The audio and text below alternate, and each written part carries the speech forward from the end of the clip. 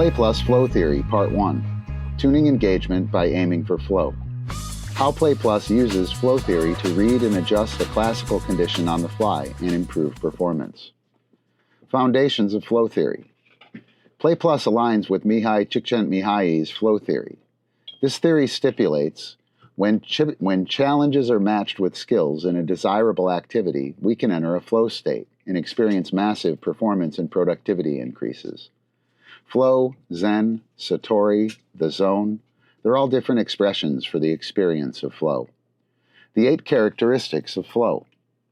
Flow theory has 4 requirements and delivers 4 experiences. These are normally set up as simply the 8 characteristics of flow, but Play Plus breaks them into 2 groupings of 4. Requirements of flow, physical. These 4 requirements are process-based and align with the physical pole, classical, of the Play Plus philosophy. All of these are happening anytime we're engrossed in play. Play Plus naturally fulfills the 4 requirements of flow through enriched marking, the cue trigger process, and through intentionally prioritizing these 4 characteristics of flow. Play Plus aims to flow.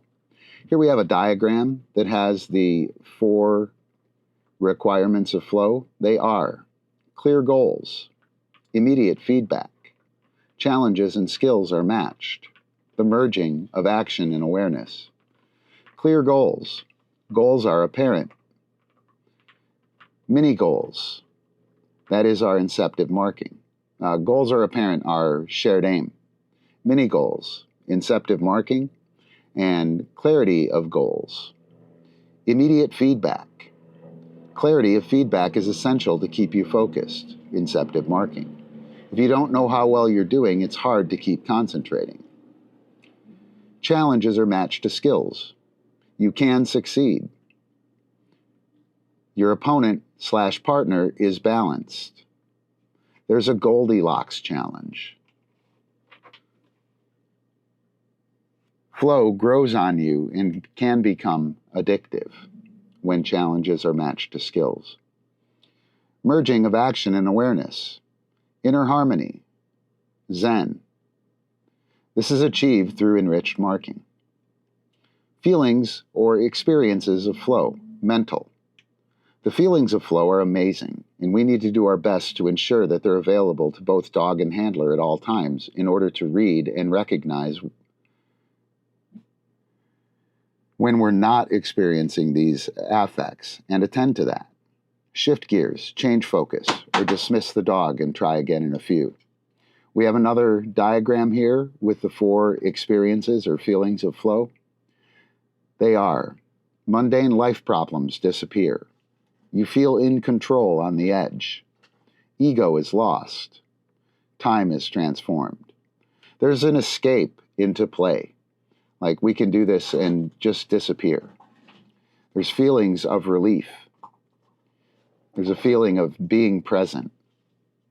You feel in the edge, or you feel in control on the edge. You're comfortable on the edge, competent on the edge, and matched to skills, challenge, on the edge, not like super simple, right? Ego is lost. No self-consciousness, no self-monitoring, no defensiveness. There's transcendence. You are beyond yourself. Transcendence as a team. And there's a paradox of flow. You wind up with positive self-reflection. Time is transformed. Hours to minutes, seconds to minutes. That can be reversed. Minutes to hours. Time adapts to the experience. Those are the 4 experiences of flow. Those are actually in flow theory. The 4 experiences are the feelings of flow, or the affects of experiencing flow. Perhaps you felt them before. This is what it feels like to be in the zone. All 8 of these are aspects of Play Plus, not because I tried to fit Play Plus into flow theory. They just happen to be there in a literal coincidence. Because if you're really playing, flow is likely to happen. And Play Plus is about really playing, an embodied experience, not a behavioral exercise. If you've ever done anything amazing with your dog, I know you're chasing the heck out of this flow experience. I speak from experience. I think we're always chasing that perfect performance with our dogs from that point on. The bug that bites you and turns you into a crazy dog person was likely an embodied flow experience. Tune flow and tone with the flow map. Flow theory identifies 8 affective states arranged in this orientation. This also doubles as a map of the dog's subjective tone. More on that below. This is a pretty standard creative mapping of the 8 states of flow per flow theory. We have a vertical line and a horizontal line, like setting up the chart. And then there's 8, like pie pieces. And starting up in the top right, there's flow. Below that is control. Below that is relaxation, boredom, apathy, worry, anxiety, and then arousal back up at the top. It goes in a circle. The diagrams will be included in the piece and or linked from the piece. Play Plus places great emphasis on intentionally reading the environment and the dog in order to set the challenge and choose the skill or aspect of the skill to be performed. This map is how you figure out where your team is at. Now, just aim towards flow. The flow channel. The flow channel is a key aspect of flow theory in working and playing with dogs. This is where challenge and skill are equally balanced. Handlers should be aiming for that flow channel as a team with the dog. So we have the same thing set up, the challenges and skill. It's like an L, right? Like a chart. And from the base of that chart up to the corner on like a 45-degree angle, 1-to-1, if you know the FAFO chart, that is the flow channel. Again, the images are available. If you increase the skills requirement, achieving the challenge gets harder. If you increase the challenge, the skills and decision-making about them get harder. There is a sweet spot. Too easy and the dog will get bored. Too hard and the dog will check out. Be like Goldilocks, be just right. We want to keep the challenge and skills coupled in a 1-to-1 relationship, on the edge, so we can hit that flow channel and stay there. Translating the map to Play Plus. I recognized that dog trainers can tune the subjective tone, the classically conditioned state, of a dog with this map. The physical mental process of Play Plus is equivalent to the challenge and skills of flow theory. So on the map, the vertical axis is physical. That's the challenge axis in flow theory proper. The horizontal axis is mental, and that is the skills axis in flow theory proper. Up at the top right, we have flow. That is high challenge, high skills. Directly below that, you can see this, by the way, up in the thumbnail of this piece. So below flow, we have control, and that is moderate challenge, high skills. So we're halfway up the physical or challenge axis. We're all the way to the right on the mental skills axis. When we hit boredom, we have low challenge, high skills. Relaxation, low challenge, moderate skills. Apathy, low challenge, low skills. Worry, moderate challenge, low skills. Anxiety, high challenge, low skills. And arousal, we have high challenge and moderate skills. So we have a skill level, that is the mental, and we have a challenge level. And flow is high challenge, high skills. So we plop the dog, well, we'll get to that.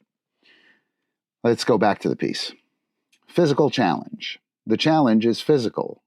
That's classical. Boom, pow, do it. It is the performance of actions and skills. This is where we do multiple repetitions of our action or skills with higher physical activity levels or perceptive constraints. Physical challenges are more awareness than attention. Mental skills. The skills are mental, operant. How are we going to do it? It is the exploration of the skill and decisions about actions and skills. This is where we overcome mental challenges and put constraints on how we perform the skill. Mental skills are more attention than awareness. I use the terms from Play Plus and flow theory interchangeably all the time. Sometimes it's challenge versus skill, sometimes it's physical, mental, sometimes it's awareness and attention. It depends on what we're doing. The subjective tone. The subjective tone is the physiological and affective state of the agent. This is the classically conditioned state in behaviorism, or R+ terms. This tone is both steady and fluctuating at the same time, moment by moment even. Just like the classical condition. The subjective tone is set in the moment. When a cue is given, the tone is set. When you yell at the dog, it impacts the tone, if the dog cares.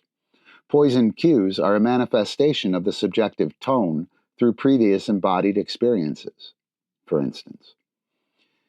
These changes in tone come from attention. In addition to this moment-by-moment fluctuation, squirrel, there is a steady state subjective tone of simply being in the environment, like you're hanging out and it feels like this.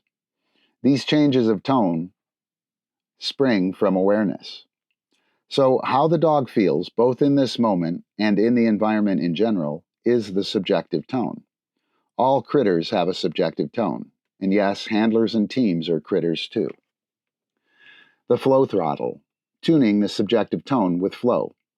Unique to Play Plus is the purposeful, real-time, and long-term tuning of emotional and physiological states, the subjective tone.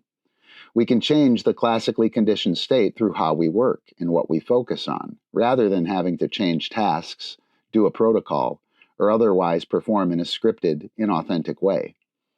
Performing in a scripted manner inauthentically is a death sentence to Play. Our dogs know we're faking it, and a game is contrived.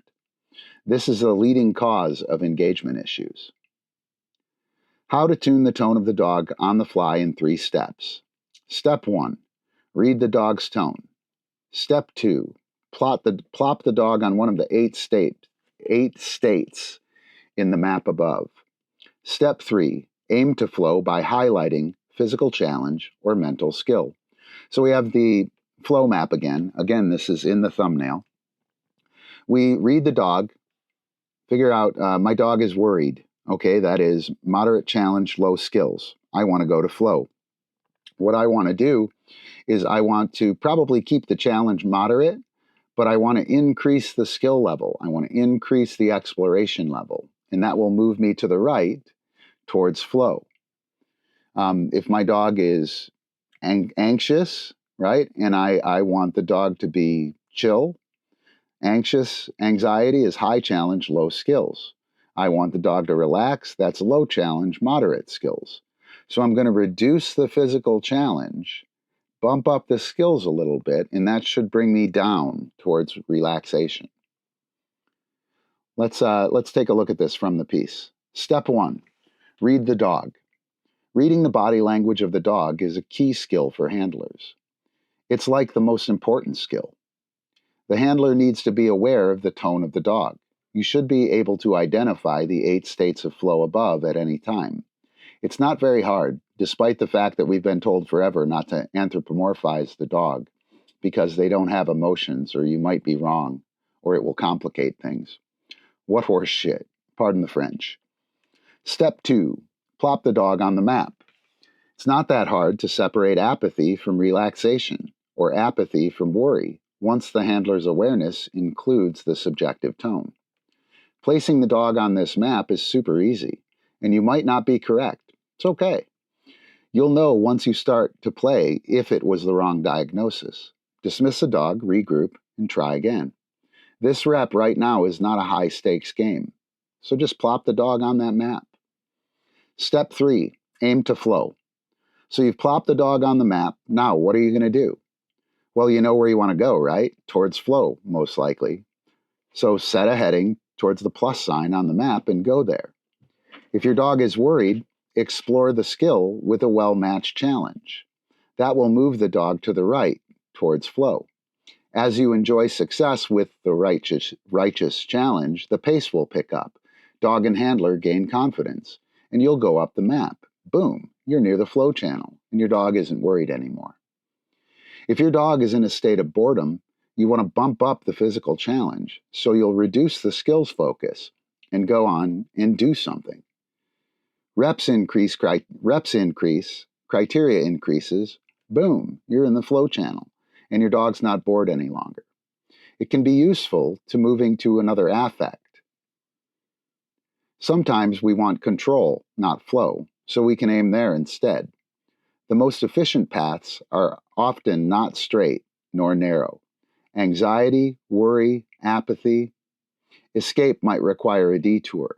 So to move from worry, let's say, or apathy to flow, we might want to go up to arousal first, right? Or we might want to go over towards boredom and relaxation and move up from there, right? The straight line isn't always the best route. Mental and physical flow ratios, steering subjective tone. Flow ratios in Play Plus are ratios of repetitions between two contrasting skills or behaviors.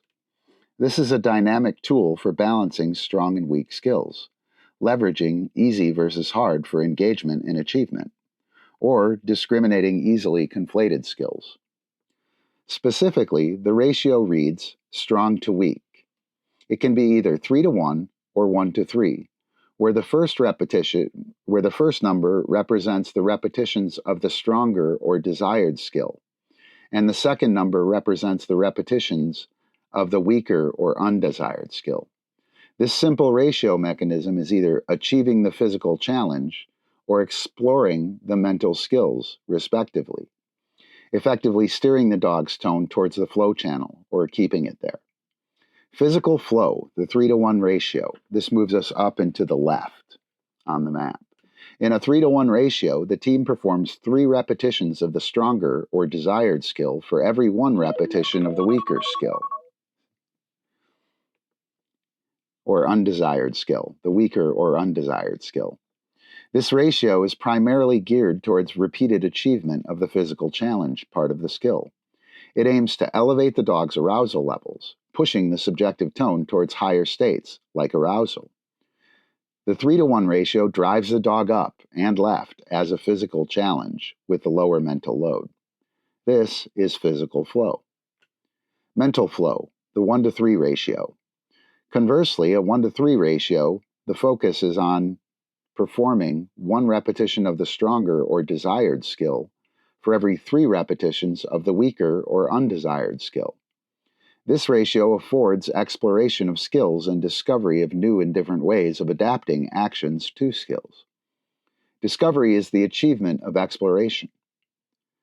Mental flow ratios aim to lower arousal levels, tugging the subjective tone towards states like boredom and relaxation.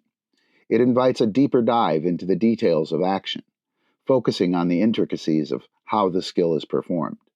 This is mental flow. Practical implications.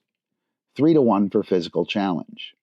Use this ratio to engage the dog physically, challenging with a task, especially when mental aspects of the skill are less critical. 1-to-3 for mental skill. Use this ratio when the focus is on the mental aspect of the task, especially when you want to dissect the behavior and explore different ways of performing it. Go to dog stuff. So go out, look at your dog, decide how the dog feels, and either increase the physical challenge or the mental skill so the dog moves towards the flow channel. There you go, that's it. Go to dog stuff. Join my classes by becoming a patron of Pawsitive Vybe or join the Substack here. It's embarrassingly cheap. Stay tuned. This place is going to drop some serious content, even for freebie friends. So subscribe in order to keep up with the happenings and opportunities to play. Peace and happy jamming.